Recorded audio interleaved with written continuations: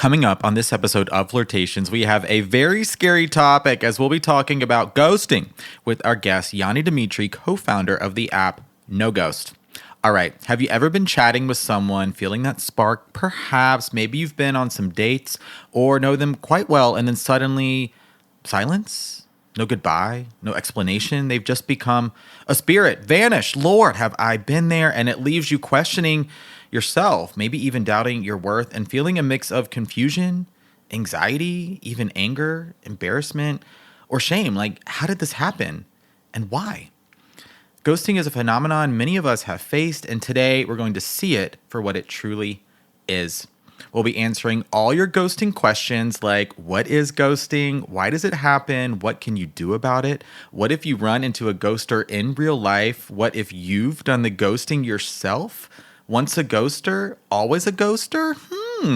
How to stay resilient and empowered in your dating journey despite the ghosting, and much, much more. So get ready, girlfriend, and let us have a spooktacular conversation about ghosting.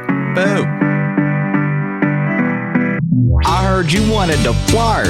I heard you wanted to flirt. I heard you wanted to flirt. Hello, my name is Benjamin. I'm the flirt coach and a gay Libra. Everyone has an inner flirt. Hey, flirty. Live, laugh, flirt. Work the flirt. Work the flirt. Delulu is the Salulu. Expert on the flirt. Hey, flirty. There's always another flirt. Everyone has an inner flirt. Get out of your head and into the flirt. Flirties, the topic on the show today is ghosting. And to have this conversation with us is Yanni Dimitri, co-founder of No Ghost Official, helping you transfer connections from online into real life. Yanni, welcome to the show. Thanks for having me. This is great to be here.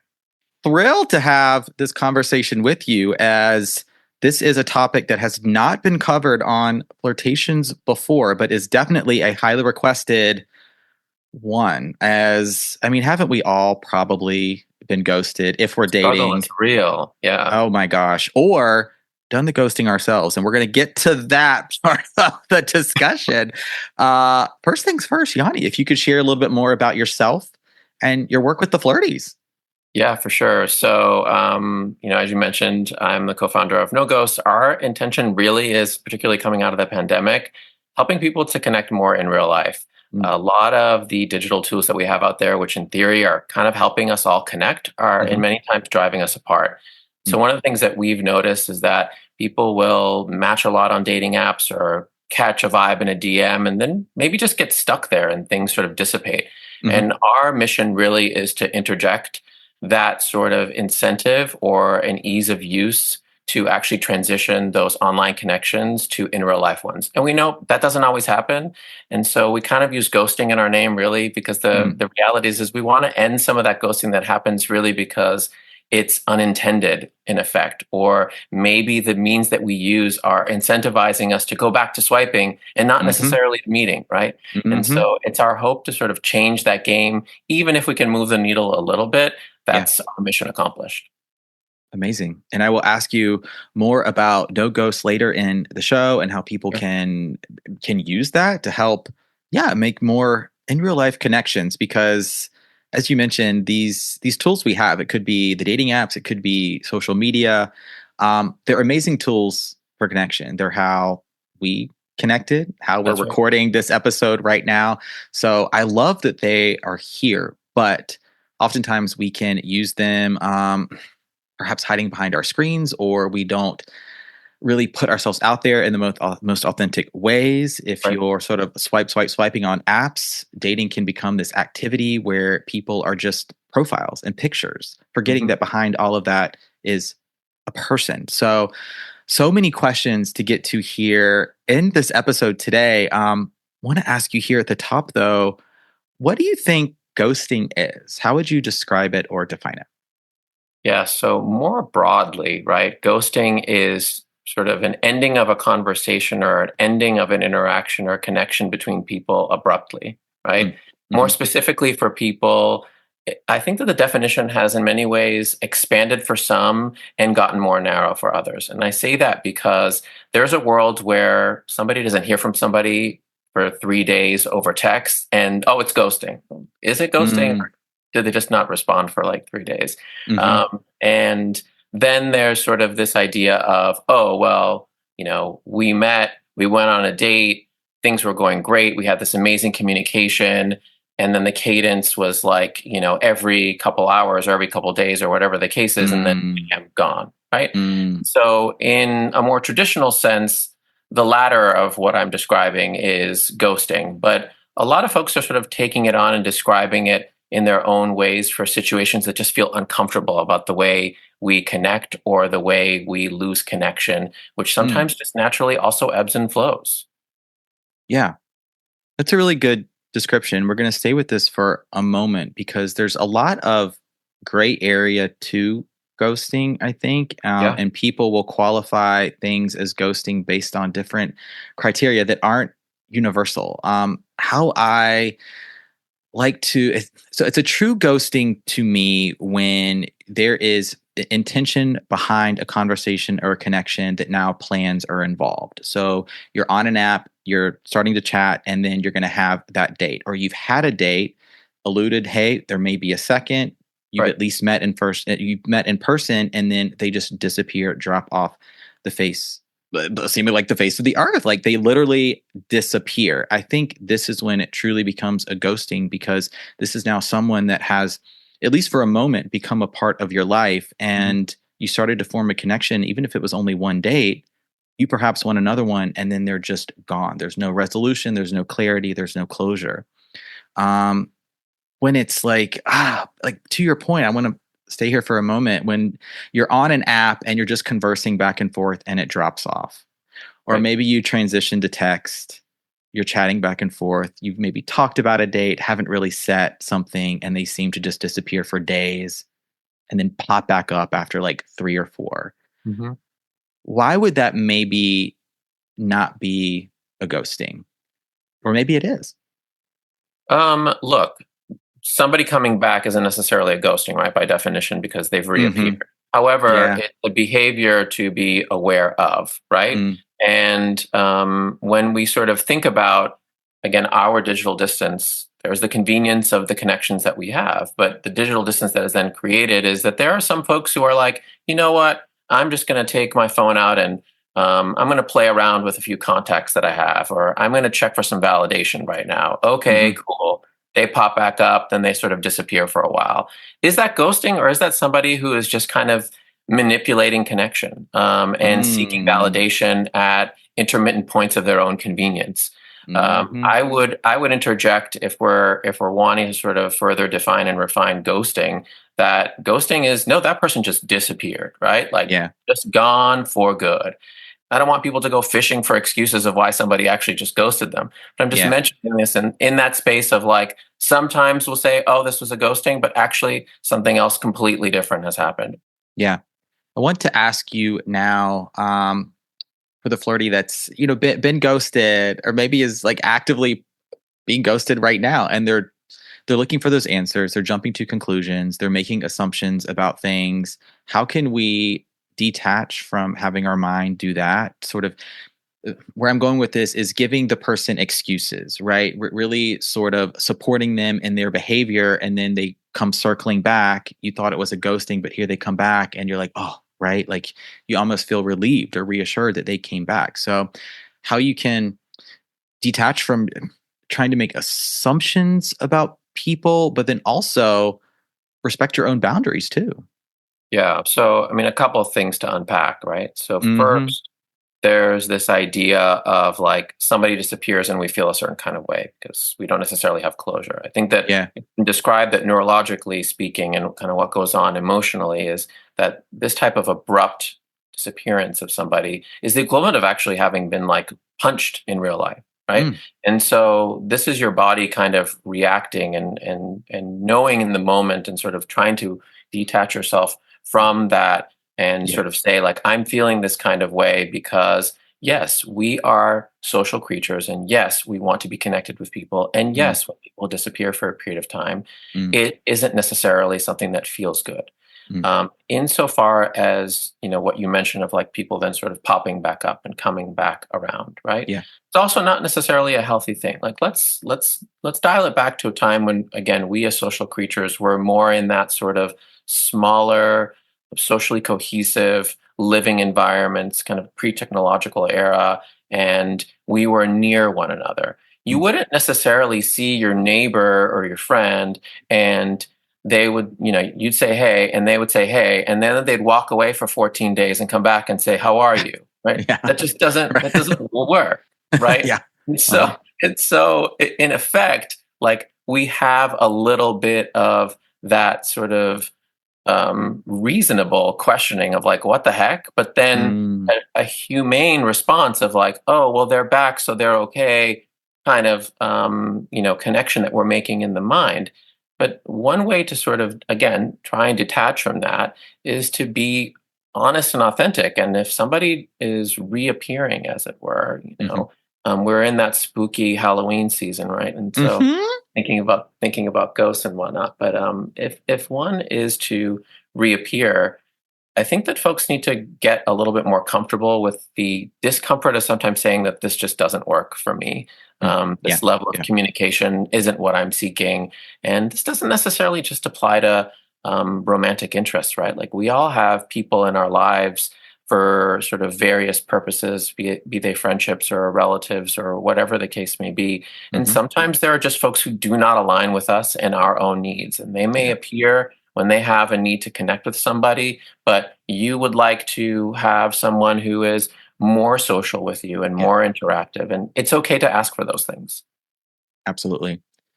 I like that explanation so much. And one thing here that can really help with your own boundaries is seeking clarity through communication. Like you can always, if you're unsure about something, you can always ask. And I don't think this qualifies as chasing. So, say you were on a dating app, the conversation was going pretty well. It's been, let's say, a few days. You're looking to set up that date. Seems like it's going that direction, or even you've talked about doing that, and then they disappear. I think you're allowed to ask for clarification to be like, hey, are we still on for this weekend or something like that? Hey, checking in to see how your week's going. Would love to catch up if you have some time for coffee on Sunday afternoon or whatever. Yeah. That's not chasing. That's just seeking clarity through communication. When I think it becomes chasing is when now they're really dodging the question, or oh, they say yes, but then here they are disappearing again, but perhaps you can see they're still active or something like that. You're both still on the app, and Right. now maybe to seek some of that reassurance, that validation, whatever may be coming up for you, now you're sort of chasing what it's not about the person, it's not about the date, you're chasing that feeling. Yeah. Yeah. Yeah. I mean, one data point that I found personally to be very interesting is that there was a study, 2021, so sort of post pandemic, and it comes out of the Journal of Social and Personal Relationships, Hmm. where 89% of people who are serious about pursuing a relationship will prioritize making time to meet in real life within Mm, weeks. yeah. Yeah. So there sometimes you kind of have to again sort of divorce yourself a little bit from that fantasy, from the Yeah. endorphin lead up to the serotonin sort of then response of I Uh-huh. want somebody to respond to me and sort of come back Yeah. and actually say like, well, the numbers don't lie. Folks aren't too busy; they're too busy for you, I'm afraid. And if people are really serious and seeking something that is a serious relationship, of course. Yeah. People can seek Yeah. many different things, Absolutely. and interests can align a lot around a lot of stuff. But the vast majority of the time, they're going to want to meet in real life within 2 weeks if they're in the same geographical sphere. Yeah. Yeah, and this is where it's if there truly is a misalignment of intentions, wants, needs, and desires, then Right. allow that to be all the evidence and clarity you need that this is not right. I know if I don't know, their profile was just amazing, or they were so hot, or those first Sure. conversations were amazing and the sparks were flying and you have so much in common. I mean, here we are in the honeymoon phase and this endorphin rush, the chase of it all. It's super exciting. It doesn't mean they even want to meet. I know that's tough because if you are on the dating apps, I know we're really drawing on that a lot because that's where a lot of ghosting, Yeah, I think, originates. that's right. If you are on there because you truly want a relationship, it's a tough pill when, I mean, we all know not everyone is on there because that's what they want. Yeah, Mm. it's unfortunate that we don't have this immediacy of a lens into other people's expectations, Mm, right? And yeah. people present as different personas. We know, at least from our research on the no-go side, that folks aren't just on one dating app if we're talking about the dating app sphere, right? And Yeah. so they may be on two or three or four or more. And Yeah. oftentimes they present as various personas. It's like, well, this is Tinder. So, okay. So you're still not a person. You're still not a full and complete person because on this app, you're one version of yourself. Like I guess what I would sort of posit is, this is a greater sort of social question is why have we created a space where in the digital era, we kind of recreate multiple versions of ourselves. Mm, And somehow that is expected. Oh, because we're on XYZ platform. Therefore, it's not going to be anything serious because of blah blah blah. But if we can yeah. express intentions and be authentic throughout, and why? What difference does it make? That's one of the things that I guess I'm personally sort of I struggle with as like a social and societal phenomenon. Mm-hmm. We can wear different hats, like you show up to work and you're this type of person, right? A little Yeah. bit, and with your family, maybe you're this type of person. But if you're seeking new connections with people, how are you going to manage that as five different types of folks? And so tying that back into the ghosting side, I think that sometimes people will choose to present as somebody who's a lot less authentic on a particular platform Yeah. or in a particular space. And realizing that they won't go through with meeting people because they can't show up as that person at all. Hmm. That's so interesting. Yeah, this is something I think about sometimes as well as someone that chronically lives online and is Sure. also Yeah. is Yeah. also dating and just trying to help people the best I can in their dating lives, right? That's what we do. And it's like this like these concepts of perception and how we want to be perceived, like feeling you can create a version of yourself online or even on different apps. Um, chasing maybe wanting people to like you and feeling Right. like you have to show up a certain way because on the apps, right, there's so much sort of quote unquote competition, Hmm. if you will. Yeah, I And think then we people all sort of kind worry about not being able to meet up potentially to that expectation that they have otherwise created. Right. yeah. Mm, And that again, I'm not trying to sort of make excuses for why people ghost, but this is about understanding where folks are coming from. yeah.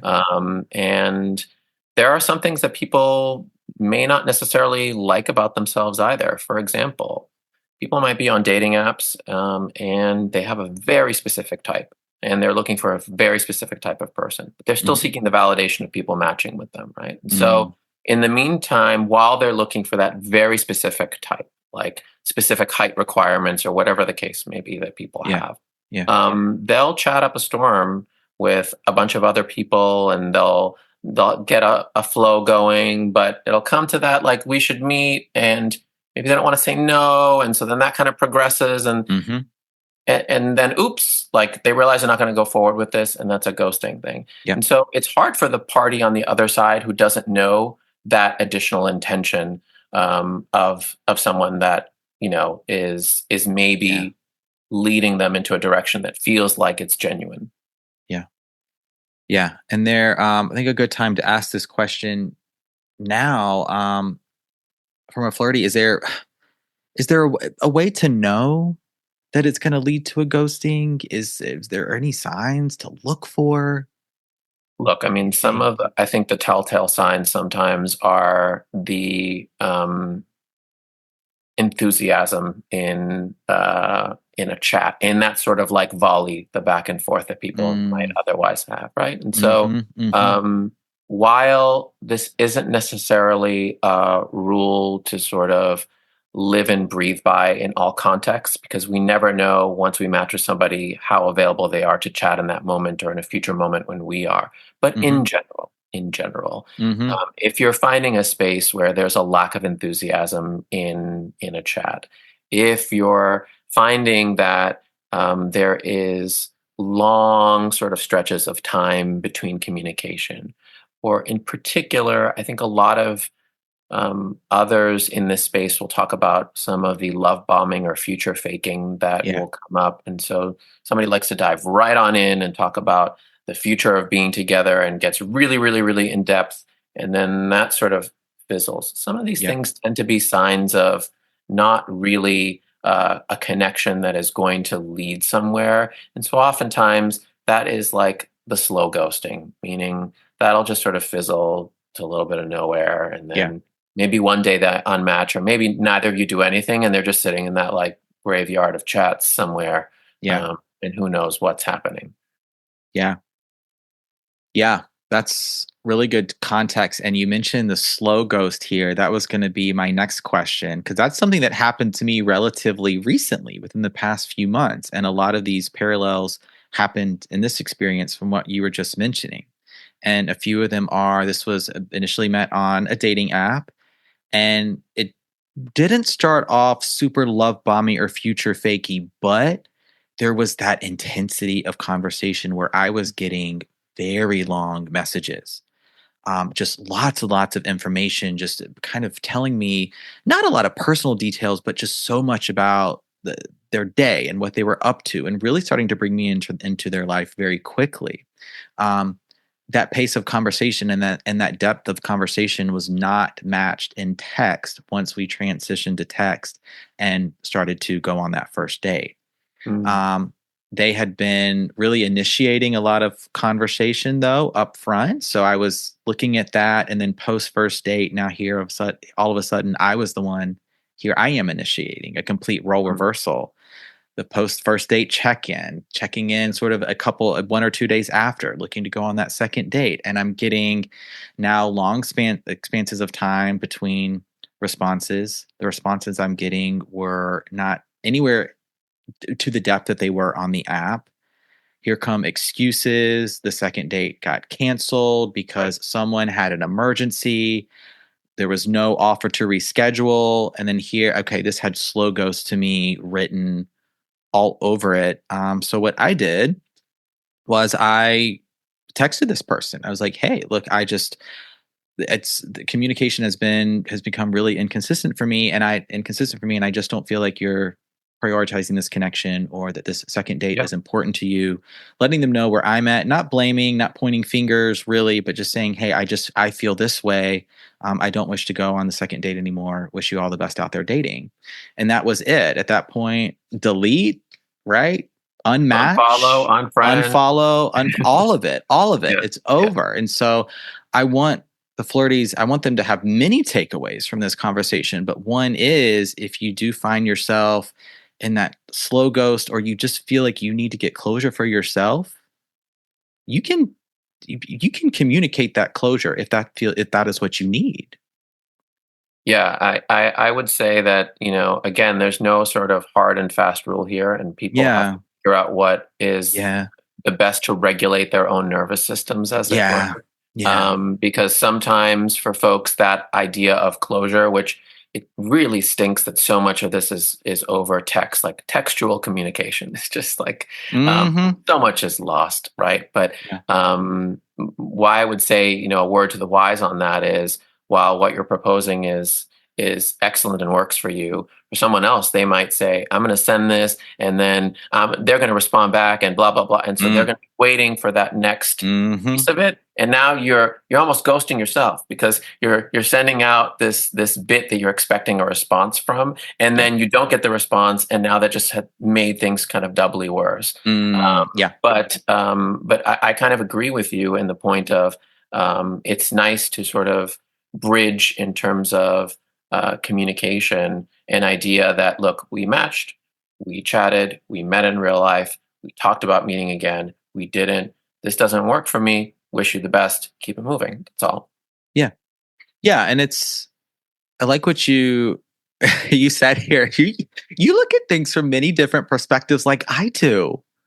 I love it. Yeah, Yes. yeah. I mean, it's a tricky space because, again, I genuinely want to come from a place of assuming best intent. Mm, That's what we can do as people and hmm. do for one another. And so sometimes, while again, staying on topic to ghosting, while a lot of it is just an erosion in social cohesion among us as people and an ability to digitally distance ourselves from one another that Mm, allows for some of this unchecked, almost socially inappropriate behavior to kind of yeah. occur. At the same time, there are other reasons that interject into people's lives for which they cannot actually continue to have contact with others. And Yes. Yes. sometimes it's around their own healing journey, it's Hmm. around their own sort of management of different pieces of themselves. I mean, one sort of core component that comes to mind for me is that there's a lot of folks who has become a little bit more open in society to people talk about their neurodivergence, right? And Yes. so Yes. for a lot of people who may be somewhere in the realm of ADHD, sometimes you may genuinely think that you have responded to somebody, right? And so then you've Yeah. forgotten that you actually, oh, you didn't, and then a day went by, and Hmm. then you only remembered because you didn't hear back from them, and then you go back and it's like, oh my gosh, like I completely forgot. And then the Hmm. other read, the other person is like, oh, see, now they're slow ghosting me, and see, because this happened that last time, because that happened the last time, now it's happening again. It's Yeah. okay, maybe, or maybe not. Yeah. And that's why communication again is key. Say Yeah. like, well, the other on the other side of that, you could say like, oh, well, we had such an interesting conversation, and there was this gap, and that feels a little bit weird. And Hmm. okay, sometimes it's also okay to say that. Absolutely. Yeah, I'm an ADHD plurality, so that's part of my experience. And I know I don't know the number, but quite a few flirties are also autistic or on the spectrum. And so our Sure. communication across the board, our communication styles are just a little bit different. And so that's why I also like to approach dating that people have the best of intentions, but also accepting people for who they are and how they're showing up for you. If you have questions, you're unsure about something. um, that's why I don't think communicating in the first place is chasing. And so I hope I can take a little bit more nuanced approach to this.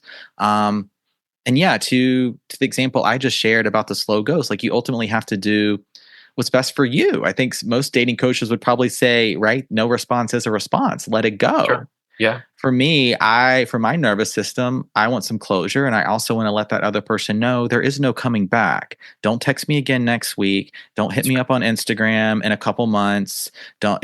We're not doing any of that. See ya. Never.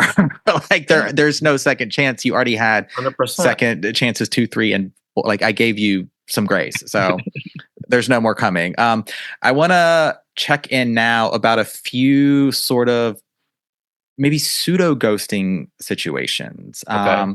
So the question here, let's say you met on an app, in a dating app, and then you initially started following each other now on social media, maybe Oh, Instagram, maybe okay. Snapchat, and Okay. then it just sort of stopped there. I've talked about orbiting in the past, and now Yeah. you're just sort of orbiting. You're in each other's spheres. You're watching each other's lives. You're observing one another, but there's no actual direct communication. The date never happened. You never met. Maybe this is someone across the world.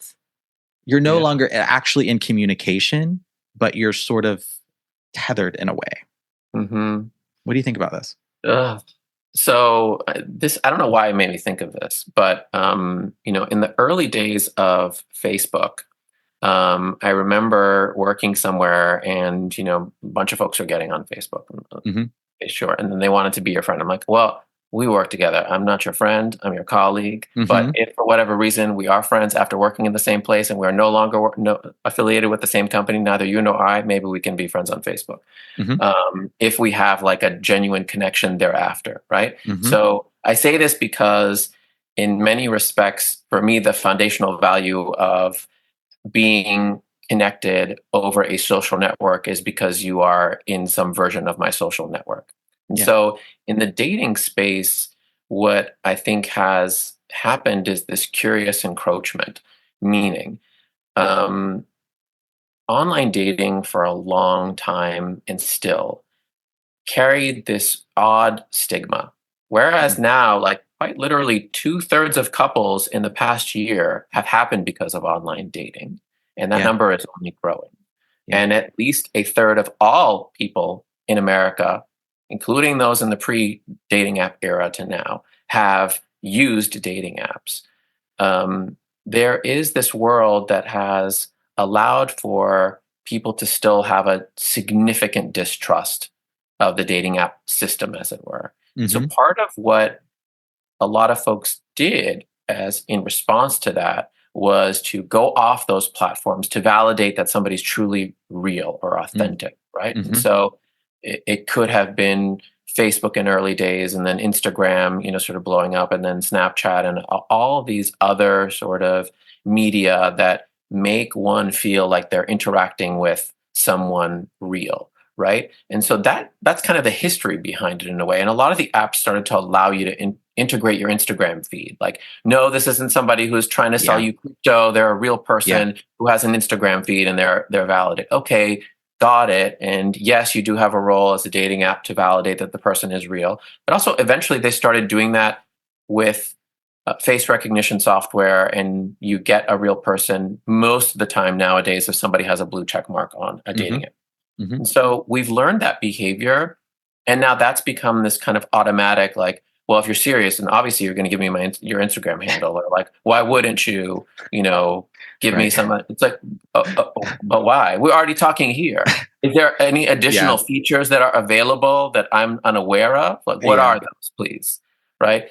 And so it's such a strange thing. And so indeed, now we've created this environment where it's like, you imagine a dating app, and now you've got some Instagram followers or whatever the case may be. And the other thing that I would say is intrusive in this space is that now you're thinking to yourself, oh, I was going to post that on Instagram, but these 40 people that I matched with 14 years ago, whatever the case may be, Hmm. right, Hmm. are there, and they're orbiting your life, right? And you haven't gone to the trouble of unmatching, I don't know why, or unfollowing or blocking or who knows. And so there's this very strange, like, dotted line between all of these things. It's something that we like have thought of, at least on the no-go side. We thought about this a lot of like, especially when you haven't met in real life, why Hmm. on earth are you giving out all of this other stuff that's part of your personas that are important to you, part of your almost your personal life before you even have met somebody Hmm. in real life. Hmm. And some of the platforms, do different things. And we received a question about Snapchat specifically. Is that a red? Yes. By and large, Snapchat is a red flag. I'm sorry. Okay. We are not 15-year-olds that need to send disappearing messages that we don't want mom and dad to see. Like, come on. If Uh-huh. you're an adult that has matched on a dating app and somebody wants you to go to Snap, what is Snapchat offering? What is it that they're offering to further this connection? What? Disappearing pictures. Yeah, exactly. Yeah. Exactly. Sure. Hmm. Okay, fine. But you haven't met in real life yet. So I Right. think that rule of thumb here is none of that until you meet in real life. And if somebody Yeah. has a reason why they're desperate to get off a dating app, ask yourself why. Yeah. And that could be a telltale sign of a ghost, quite frankly, Yeah. is people who really just want to move you right off that platform to another sort of social media platform. There are people who want to text, okay, you got to manage that how you want to manage that. Again, we are sort of like ethos is that you got to be moving to sort of make a plan to meet in real life, Yeah. not to sort of make more connections. Like this isn't Hmm. LinkedIn. You don't want like more people validating the fact that you have the ability to Right. project manage something. Like that's cool, Hmm. but this isn't what we're about. Yeah, and that's why, I mean, it's just going to save you in the long run so many headaches and so much anxiety to limit those digital connections off the app with people that just, I mean, it's one thing to, I mean, and I mean, I have some people that are following me and that I follow back and continue to, that we had one date with, and then it just nothing happened, right? Maybe it dissolved into a ghosting. maybe we concluded things together, but we still sort of follow each other, or someone from an app that, you know what, I don't really mind that they're watching, or sometimes Yeah, I kind of might like it. That's part of it too, is you sure. sometimes you like the attention a little bit when they're checking up on you and you're looking really good, or you got into a relationship, or you're dating someone, or you're traveling, you got a new pair of shoes or something. Yeah. You got a haircut. Yeah. This serves to also validate you a little bit too, but it's like why people orbit. I think there's a few reasons. Part of it is they're like observing, they're looking to stay connected, but not actually connected to you. They're checking up on you. It might be they're looking for they got cold feet, but they're sort of like looking for their way in to slide into those DMs on just the right moment. But inevitably, boundaries, boundaries, boundaries. You don't want someone following you. Remove, block them, and the same goes for you. Yeah, I mean, if you've experienced a hard ghosting and you have people in the orbit, you got to get them out of the orbit. Yeah. Yeah. We're not dating for followers. We are not Yeah. dating for followers. No. Okay. A few, yes, ghosting specific questions as we obviously continue to talk about ghosting. This one from a flirty who says, okay, you know what? I did the ghosting. I ghosted and I feel bad about it. Do I reach back out and apologize? Is there sort of like a time limit on when that would be appropriate? What do you think? Well, listen, if you're asking right now, it's already too late. It's already too late. The time has passed. But in general, it really sort of depends again on context, right? Like, is this somebody that you were dating and went on multiple dates with and really sort of had a formed bond and connection, and then you up and disappeared? I think it would be, if you I'm an empath here, and so it would be very difficult for me to sort of think that I would have allowed somebody to feel a certain kind of way. And so I think that sometimes just saying, you know what, coming back and we had a strong connection and I apologize for dropping off.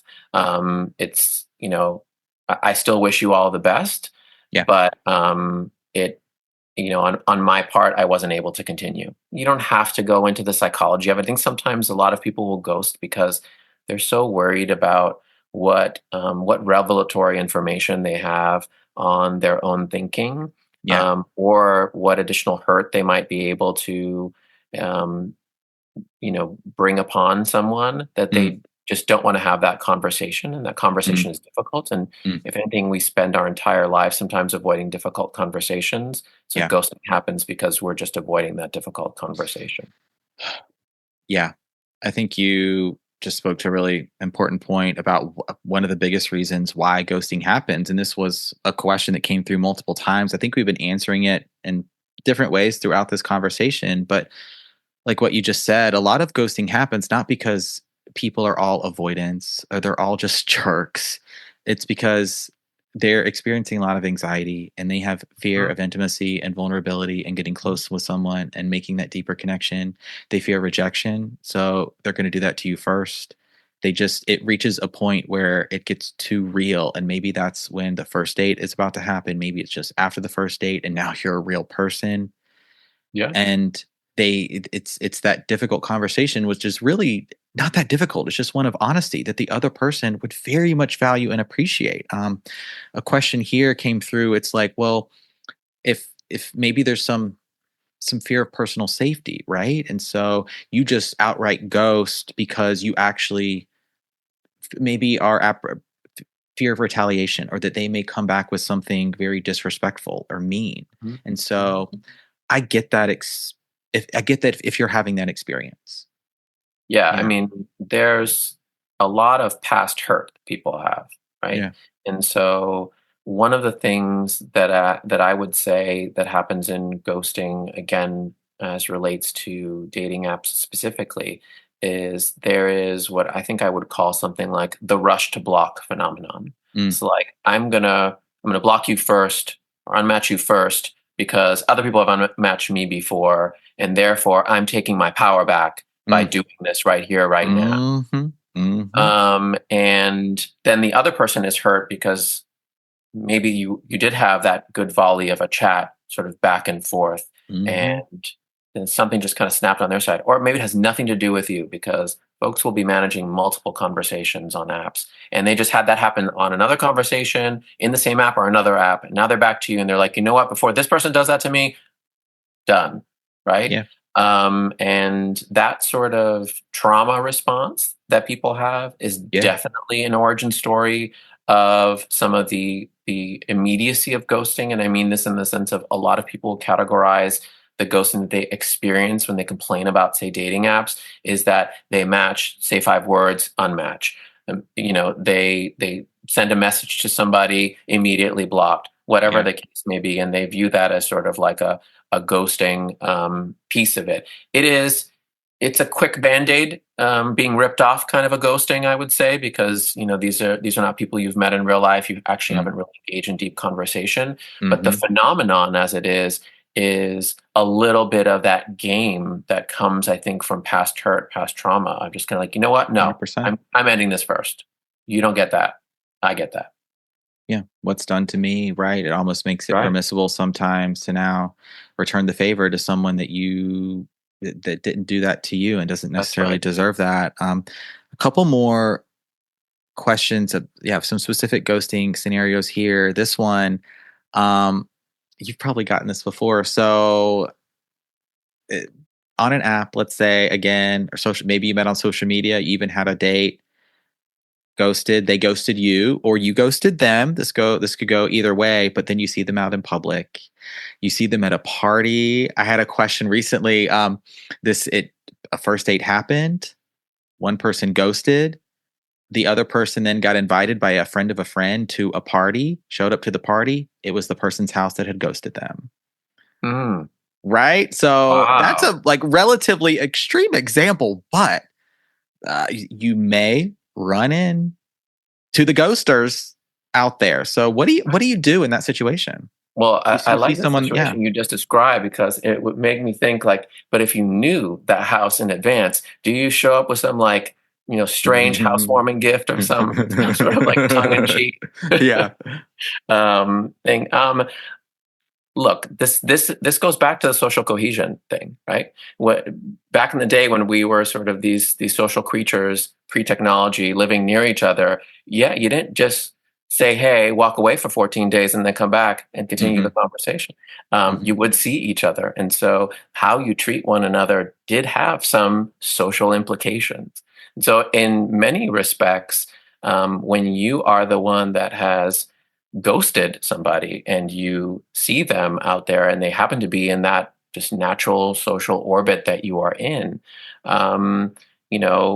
if it makes you uncomfortable, it probably should make you uncomfortable, because there are things that have been left unsaid. So then it's a matter of, what do you do with that? Do you sit with the discomfort, or do you go up to the person and say, look, I know we were supposed to meet up. My bad. We didn't. And it can be something as straightforward as that. I think a lot of times people build these stories in their head of I will tell them, and then they're going to flip out, and drinks will be thrown. And listen, maybe that will happen. I don't know. I don't think that happens most of the time, to be fair. Now, if you're the person who has been ghosted and you see that person out in public, I mean, it's a matter of how much time has passed. Do you really want to spend and expend the mental energy to even discuss it? Is it more worth your while to just tell a friend that you've gone with, oh, by the way, this guy's house that we're at, such and such a thing happened, or this girl's house that we're at, she did this. Okay, sure. Yeah. What I'm going to do is, because this happened to me somewhat recently, someone, not the slow ghoster guy, but someone different that freaking ghosted, right? It was just on an app, and the conversation just sort of dissolved, right? We didn't actually meet. So maybe perhaps not a true ghosting, but still someone that I got to know a little bit. Sure. Anyway, I'm like, I sort of just leaned over to my friend, like, oh my God, that's that so and so that ghosted me, right? Yeah. And if it was like that, the party situation, what I'm gonna do is walk up to the host. I'm gonna bring perhaps a bottle of champagne or something, prosecco. Hey, thanks so much for having me to your party. Lovely home. And then I'm gonna have a wonderful time, right? Yeah. It's back to these themes of perception, and if you're building something up in your head, don't let that ghoster affect your time and how you feel about yourself. You're there for you. You're there with your friends. Go ahead, have a good time. If you're the one that ghosted and you see someone, it's almost like I think to myself, like, would that person even want an apology? Like, are they really? It almost is like, are they? Have I ruined their life like to such an extent that I feel like I have to go over to and apologize to them? If this is someone like you actually dated for a little while and just completely ghosted, perhaps, or maybe they've gotten the closure and they're just done, Yeah. right? They might not want to hear or see from you at all. Yeah. Maybe Yeah. not. But I mean, I think the crazy scenarios that people build in their heads Yeah, just that's maybe in theory in an extreme situation, but honestly, no.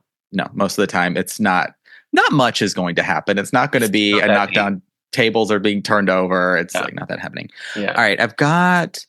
Oh my goodness, a couple more questions. This one is, gosh, how to deal with getting ghosted after hooking up.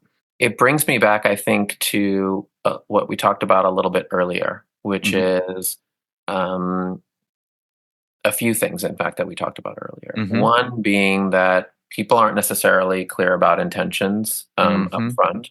So there may be a misalignment of intentions. And after that becomes clear, because person one only wanted to hook up and person two wanted potentially more, or person two wanted a repeat of what person one had offered, sort of a realization of that misalignment and then a cutoff rather than dealing with the difficulty, sitting in that difficulty of the conversation.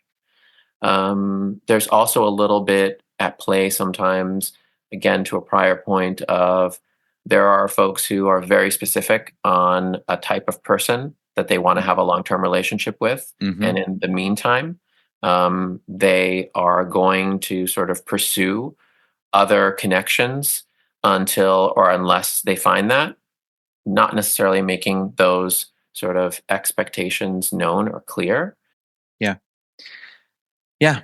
And this is, I don't know the gender dynamics of the person that asked this question. So I think this is like, yeah, whether it's heterosexual, whether this was same sex, it's speaking to, yeah, that misalignment of intentions where the other person's intentions weren't clearly communicated or made known to you, and then you had a different set of expectations, and then it all came to sort of a head afterwards where it's you were thinking, oh, I kind of like this person, I'm starting to have feelings. I don't know where this happened in the dating process, if it was that first date or somewhere a little bit later down the line, but how they responded to that, it's like, well, is that all they wanted in the first place?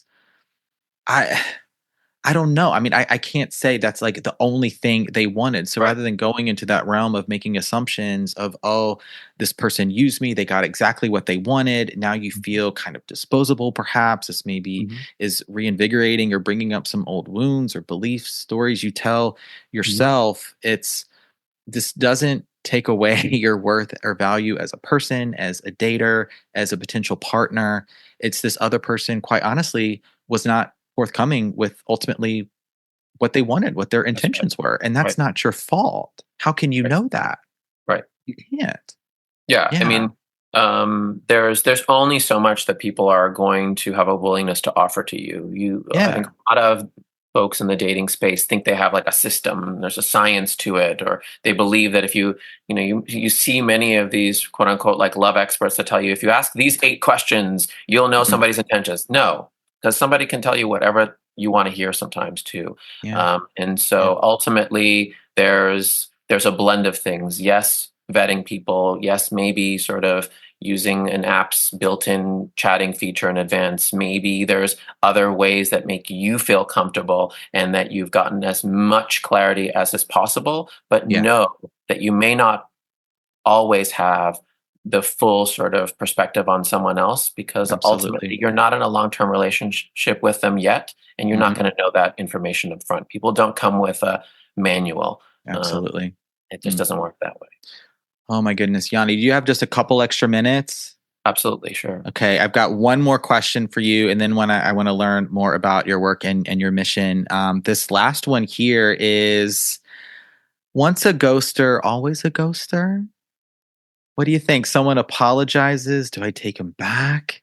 I'm starting to catch feelings. Maybe we're orbiting, we're on social media, or I see them coming, they're cycling back again through my dating app matches.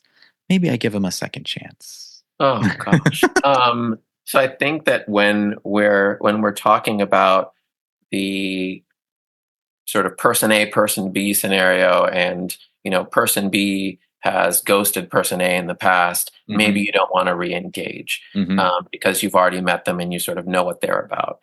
In terms of that general sort of orbiting, again, coming from a space of assuming best intent, there are a lot of people who have different strategies to something like online dating. There are some folks who will be on Bumble for like 3 weeks, pause, go on Hinge for 3 weeks, pause, Yeah. come back maybe to Bumble. And so you were on Bumble the whole time.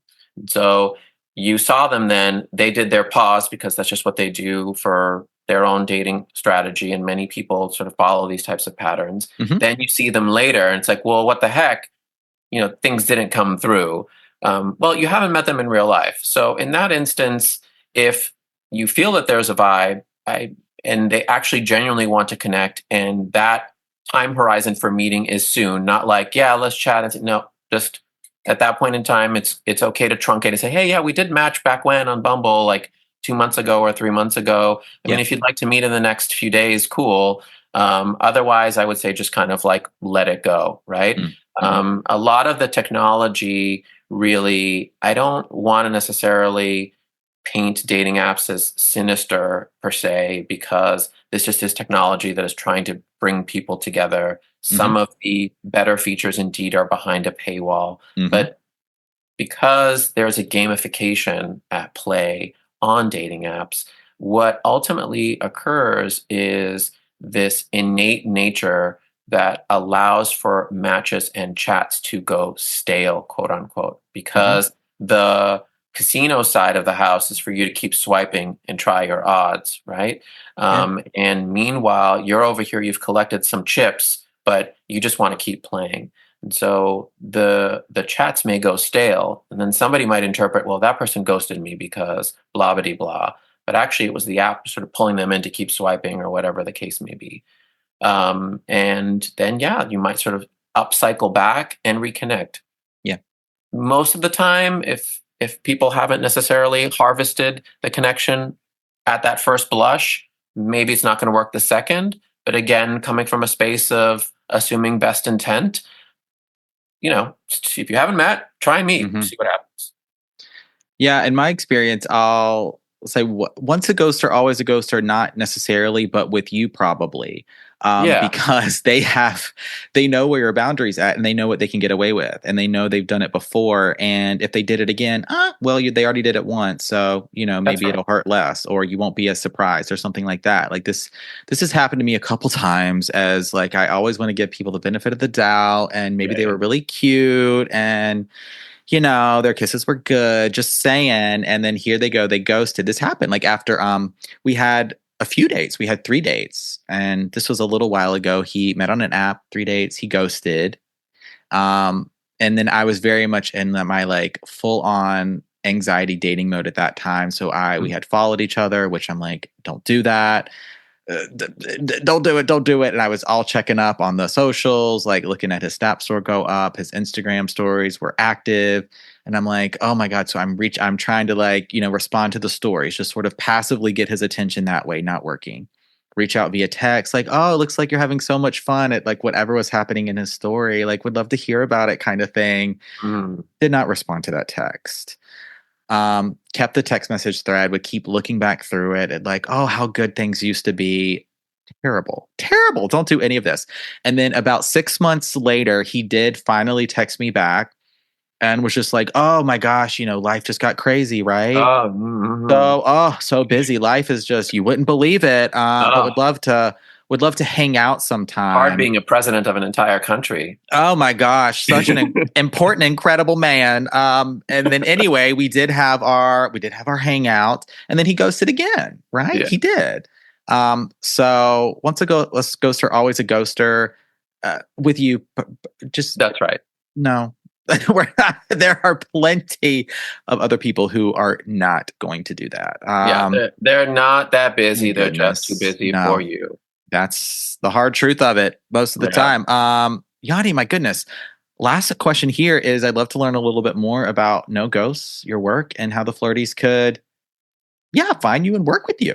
Yeah. So, as I mentioned before, we made a little baby app, and the intent is to allow people to send a date with a time and a place if they'd like to meet somebody, and to do that agnostic of where they first connected. So our tool is there. If you've caught a vibe in your DMs somewhere on Instagram, for example, or if you've matched on Bumble and you want to go, make a plan to meet in real life, that's where No Ghosts comes in.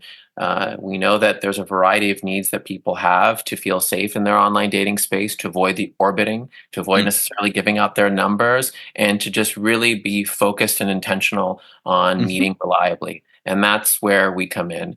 And we're, open to sort of feedback and iteration and making things better for the online dater, but that is our principal mission. Connect, catch a vibe, make a plan, meet in real life, do so safely, do so reliably. And amazing. The slogan is less what the hell, more IRL. Oh, I love a rhyme. Less what the hell, more IRL. Taking the ghosting out of dating. That's right. Oh my gosh. Yanni Dimitri, thank you so much for being on the show today, a part of the Flirt community, and having this very important conversation with myself and the Flirties all about ghosting. Thanks so much for having me. This has been great. It's good to get it all out there. It's a difficult topic, but ultimately, it's a part of our day-to-day. It's a part of dating, and how we deal with it and manage it makes it better for everyone. Absolutely. Thank you so much. Thank you. All right, Flirties, that's a wrap on this episode of Flirtations, the ghosting episode. Thank you so much to our guest, Yanni Dimitri, co-founder of the app No Ghost, for having this conversation with us. To learn more about No Ghost, check out the show notes below, links there. Thank you to you, the Flirties, for listening to this episode wherever you may be, for streaming, for tuning in, and for being here as we do this thing called The Flirt in a variety of ways. Thank you for being here, and thank you for listening. Yes, wrapping things up here. Only last thing to say is tune in next time, or find another episode of Flirtations you want to check out right now. Rate, review, subscribe to the show if you haven't already. Please share this with someone who may need some dating advice, pep talk, little help or support. Yeah, they got some questions. I am here. We are here, along with all of my guests, to answer them for you. Okay. Signing off now from here at Flirt headquarters. My name is Benjamin. I'm the Flirt coach. Flirty.